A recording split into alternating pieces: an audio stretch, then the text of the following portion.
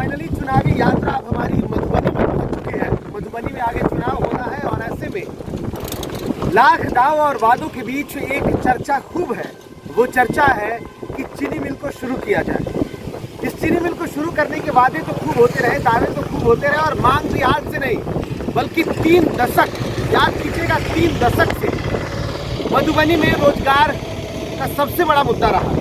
पलायन सबसे बड़ी समस्या है, तो ऐसे में रोजगार का सबसे बड़ा मुद्दा रहा। लेकिन इस मुद्दे को समझने के लिए जरा पीछे चलते हैं। दरभंगा सरकार, नाम तो बखूबी आपने सुना होगा।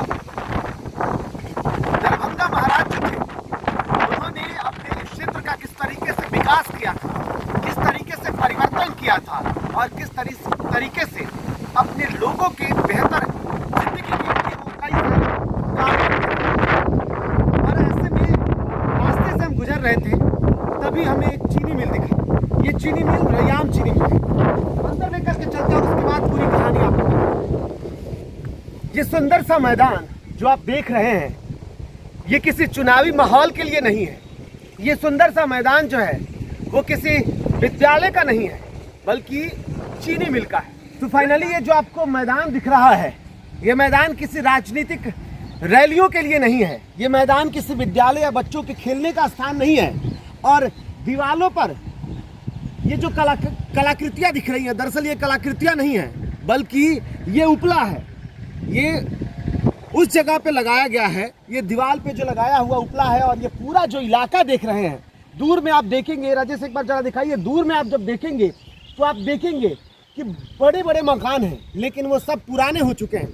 ठीक इसके पीछे भले ही मंदिर नया दिख रहा हो, लेकिन ये जो अवशेष दिख रहा है, ये अवशेष बताने के लिए है कि यहाँ कभी बड़ा भवन हुआ करता होगा, कभी बड़ा स्टोर हुआ करता होगा। तो ये कुछ और नहीं बल्कि रैयाम चीनी मिल है। रैयाम मधुबनी जिला और लोकसभा क्षेत्र भी है, वहाँ पे स्थित एक चीनी मिल है जो कि दरभंगा महाराज के द्वारा बनाया गया था। लेकिन आज से 3 दशक पहले यानी कि 90 के दशक में ये चीनी मिल बंद हो गया। हम जिस जंगल राज की बात करते हैं, ये चीनी मिल, ये जो अवशेष बचा हुआ है, उसके भी अब बहुत कम अवशेष दिख रहे हैं। वो बचा हुआ अवशेष, वो बचा हुआ जो ये जगह जो है, बस जमीन दिख रही है, लेकिन यहाँ कुछ और नहीं दिख रहा है। ये चीनी मिल हुआ करता था। यहाँ दरभंगा महाराज ने अपने राज्य क्षेत्र में किसानों की स्थितियों को बेहतर करने के लिए, आज जो सरकारें लाख दावे करती है कि हम किसानों की आय को 2 गुना कर देंगे, हम उसकी स्थिति को बेहतर कर देंगे। 6,000 रुपये चाहे खाते में डालने वाली सरकार हो या उन्हें खाद फ्री देने का जो वादे करने वाली सरकार हो, वो खुद किसानों के रहनुमा बनने की कोशिश करती है। लेकिन कभी यहाँ के किसान जो आज पलायन के शिकार हैं, इस मधुबनी इलाके के, इस मिथिलांचल इलाके के जो किसान हैं, वो आज पलायन को मजबूर हैं। लेकिन कभी वो भी सशक्त हुआ करते थे। दरभंगा महाराज ने जिस चीनी मिल को बनाया था, लेकिन आज चुनावी दावे और वादे में इस मधुबनी में चीनी मिल को शुरू करने के लिए सिर्फ 1 दशक में नहीं बल्कि 3 दशक से भी कई बार कोशिशें की गई। चुनावी वादों और दावों में, अपने मैनिफेस्टो में सरकारों ने दिखाया। लेकिन कहते हैं कि जब सत्ता पक्ष आज जिस जंगल राज की बात कर रहा है और विपक्ष में जो बैठा हुआ, या फिर जो आरजेडी की सरकार है, कहती है किसी ने देखा है क्या जंगल राज बिहार में था, तो आज ये स्थान, ये इलाका चिल्ला चिल्ला कर बोल रहा है कि हाँ था। हम इसलिए कह रहे हैं क्योंकि 90 के दशक में बंद हुआ ये चीनी मिल सुशासन काल में भी नहीं बना, नहीं चला। हम उम्मीद कर रहे थे, यहाँ के किसान ये उम्मीद कर रहे थे, कई लोगों से हमने बातचीत की, उन्हें उम्मीद थी कि कभी इस इलाके से आसमान में निकलता हुआ धुआं और यहाँ ट्रक पर लदी हुई चीनी की बोरी किसानों की आय को बेहतर कर सकती थी। लेकिन जिस जंगल राज पर आज लगातार कटाक्ष किए जा रहे हैं, उस सुशासनी सरकार में या उस एनडीए की सरकार वाले नेताओं ने भी आज तक नहीं देखा। 18 साल बिहार में सुशासन बाबू यानी कि नीतीश कुमार की सरकार रही, बावजूद इसके ना ये चीनी मिल शुरू हुआ बल्कि और भी बदहाली की तरफ बढ़ा। यहाँ पहले जो अवशेष हुआ करता था, वो अवशेष भी अब खत्म हो चुका है, कुछ नहीं बचा है। तो हम ये नहीं कह सकते कि अगर जंगल राज था तो आज मंगल राज आ गया है। आज भी मंगल राज नहीं है, क्योंकि एक तरफ जंगल राज ने जिसे खत्म किया उसे मंगल राज ने बेहतर नहीं किया, बल्कि वो भी और खत्म हो गया। तो जिस चीनी मिल को शुरू करने की बात की जा रही है, अभी कई और दावे और वादे होंगे। अभी ये भी कहा लगातार जा रहा है कि चीनी मिल शुरू हो जाएंगी, लेकिन ये बच्चों के खेलने का मैदान क्या सच में चीनी मिल में तब्दील हो पाएगा?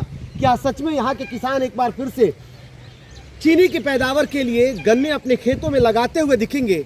हालात बेहतर होंगे ये कहना मुश्किल है, लेकिन चुनावी यात्रा के दौरान इस चीनी मिल की तस्वीरें ये बयां कर रही है कि अभी बिहार कितना भी आगे बढ़ने का दावा किया जा रहा हो, लेकिन बिहार अभी आगे नहीं बढ़ा है, क्योंकि यहाँ के किसान परेशान हैं। यहाँ मधुबनी, खासकर मिथिलांचल के जो किसान हैं वो परेशान हैं। यहाँ पलायन की सबसे बड़ी समस्या है और उसे ठीक करने का अब एकमात्र साधन है कि अगर जो मधुबनी जिले में या दरभंगा जिले में जो चीनी मिल बंद पड़ी है उसे शुरू किया जाए तो शायद किसान की हालत बेहतर हो और पलायन हो।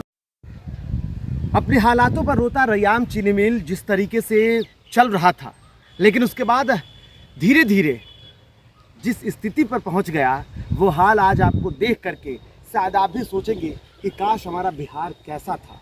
लेकिन आज जिस रयाम चीनी मिल की हम बात कर रहे हैं उसमें बंद पड़ा ये जर्जर जो मशीन था, आज अपने बदहाली पर रो रहा है। ये रो रहा है कि काश हमारा इस्तेमाल होता, काश हम किसानों के लिए खड़े हो पाते, काश हम किसानों की आय को दुगुना कर पाते। जिस सरकार ने ये लाख दावे किए, वहाँ इस हालात में ऐसे है कि मशीन के जो कुछ अंदर के संयंत्र थे वो तो गायब हो चुके हैं, लेकिन आज स्थिति इस तरह से हो गई है कि यहाँ पर अब जो पहले कई ऐसे उपकरण हुआ करते थे वो भी अब बदहाली के शिकार हैं, वो भी अब गायब हो चुके हैं। ना यहाँ पर कोई पुरानी मशीनें दिखती हैं और ना ही यहाँ पर वो भवन बची खुची जो यहाँ की ईंटें हैं वो भी लोगों ने गायब कर दिया है। दोपहर में कई लोग जो हैं वो रयाम चीनी मिल के मंदिर में आराम कर रहे हैं। उन लोगों से हमने इस पूरी रयाम चीनी मिल के बारे में जानने की कोशिश की। तो एक बार राजेश जरा दिखाइए, लोगों से जो जानकारी मिली उसके मुताबिक इधर से ही जो भी टायर गाड़ी और ट्रक पर लदे हुए जो गन्ने आते थे वो इसी से चीनी मिल के अंदर में आते थे।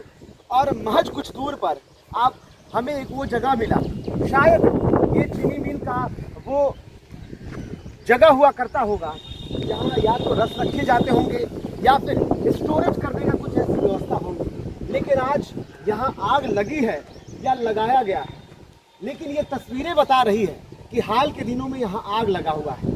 ये राख जो है वो बता रही है कि बदहाली का शिकार ये रयाम चीनी मिल, और यहाँ की जो तस्वीरें हैं वो तस्वीरें अपनी बदहाली पर रोती हुई अब सरकार से गुजारिश कर रही है। सरकार से गुजारिश कर रही है ये खड़ी बड़ी बड़ी इमारतें, सरकार से गुजारिश कर रहे हैं ये लोहे के बड़े बड़े यंत्रों को सेट करने वाले वो स्थान,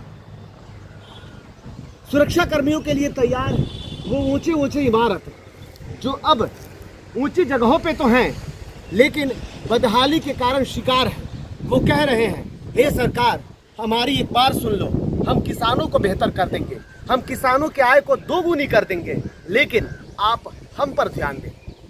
100 एकड़ में फैला ये चीनी मिल चाहे जिस भी सरकार के कार्यकाल में खत्म हुआ हो, चाहे वो जंगल राज में हो, चाहे सुशासन सरकार में बेहतर होने की उम्मीदों के साथ आज तक खड़ा ना हुआ हो, वो चीनी मिल एक बार फिर से उम्मीद लगाया है, क्योंकि हर चुनाव में ये मुद्दा उठता आया है। अब एक बार फिर से ये उम्मीदें हैं, सिर्फ इस चीनी मिल की ही नहीं बल्कि यहाँ की जनता की भी, इस माटी की भी, कि अब तो कुछ कर लो।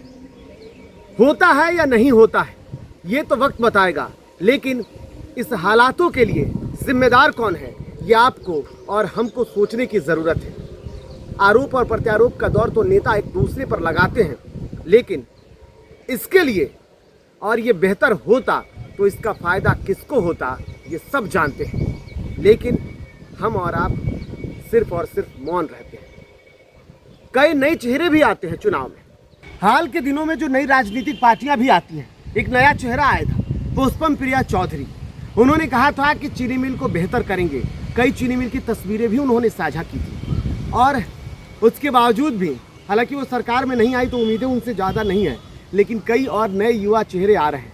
उनसे तो उम्मीद कर रहा ये चीनी मिल अपनी बदहाली पर रो तो रहा है, लेकिन उम्मीदें अब भी बरकरार हैं, उम्मीदें अब भी आपसे हैं। सरकार सुन लीजिए हमारी। फिलहाल इतना ही। नमस्कार।